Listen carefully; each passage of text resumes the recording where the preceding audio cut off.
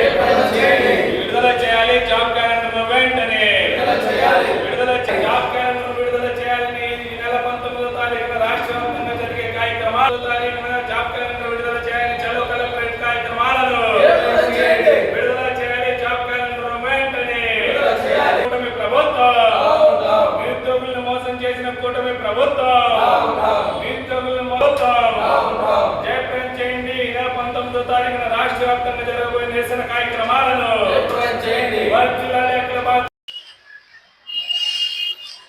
రాష్ట్రంలో కూటమి ప్రభుత్వం నిరుద్యోగుల్ని మోసం చేయడమే కాకుండా ఏదైతే విద్యార్థి సంఘ నాయకుల్ని యువజన సంఘాల నాయకుల్ని భయభ్రాంతులకు గురి చేయాలని చూస్తా ఉన్నది.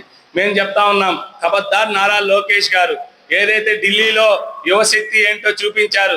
నరేంద్ర మోడీని 12 సంవత్సరాల కాలంలో నాకు తిరుగులేదన్న నరేంద్ర మోడీని మీడియా ముందుకు వచ్చి ధర్మేంద్ర ప్రధాన్ రాజీనామా చేస్తున్నాడని తలకి నరేంద్ర మోడీని మీరు చూసి నేర్చుకోండి. మేము చెప్తా ఉన్నాము, మొన్న చెప్తా ఉన్నారు, బీటెక్ రవి గారు చెప్తా ఉన్నారు, విద్యార్థులు ఎవరిని పర్మిషన్ తీసుకొని ప్రతిపక్షాల సభలకి మీరు పంపిస్తా ఉన్నారు, విద్యార్థి సంఘాలకి కార్యక్రమాలకని బీటెక్ రవి గారు అడుగుతా ఉన్నారు.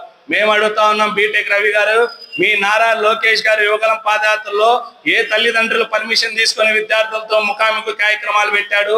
ఏ యువకుల తల్లిదండ్రులని పర్మిషన్లు తీసుకొని మీరు యువగలం పాదయాత్రలు నిర్వహించారు? బీటెక్ రవి గారు సమాధానం చెప్పండి. అధికారం ఉంది కదా అని విద్యా సంస్థల్ని సంఘాలని యువజన సంఘాలని భయప్రాంతులకు గురి చేస్తామంటే మీ కూటమి ప్రభుత్వానికి కూసాలు కదిలేదట్టు చేస్తామని ఈ సందర్భంగా హెచ్చరిస్తా ఉన్నాము.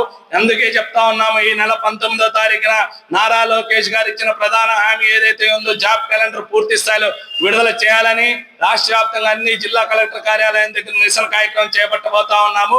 గుంటూరు కలెక్టర్ కార్యాలయం దగ్గర కూడా నిరసన కార్యక్రమం తెలియజేయబోతా ఉన్నాము.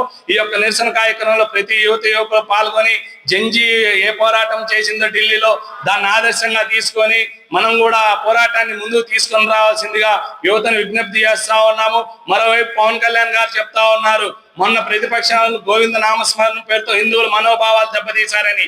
నీవు చెప్పావు ప్రతిపక్షంలో ఉన్నప్పుడు గొంతు దించుకొని జుట్టు పైకని. ఏమి చెప్పావు?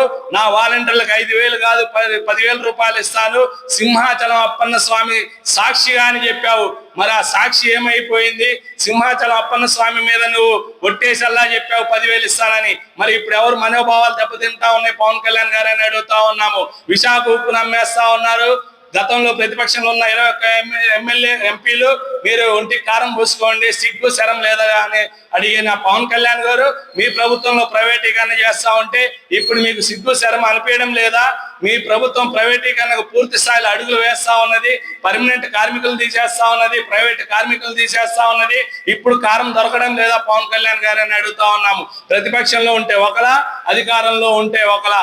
మరలా చెప్తా ఉన్నారు, సంస్కారం నేర్పించండి పిల్లలకని పవన్ కళ్యాణ్ గారు చెప్తా ఉన్నారు. మీరే చెప్పారు, యువకులు అన్న తర్వాత మీ సినిమా ప్రమోషన్ లో బైక్ సైలెన్సర్లు తీయండి, చొక్కాలు ఎప్పు తీసుకోండి. దిల్ రాజు గారు అవసరమైతే మా కూటమి ప్రభుత్వానికి చెప్తా స్టంట్ స్కూల్ పెట్టమని మీరే ఒకవైపు చెప్తా ఉన్నారు, మళ్ళీ మీరే సంస్కారం గురించి మాట్లాడుతా ఉన్నారు.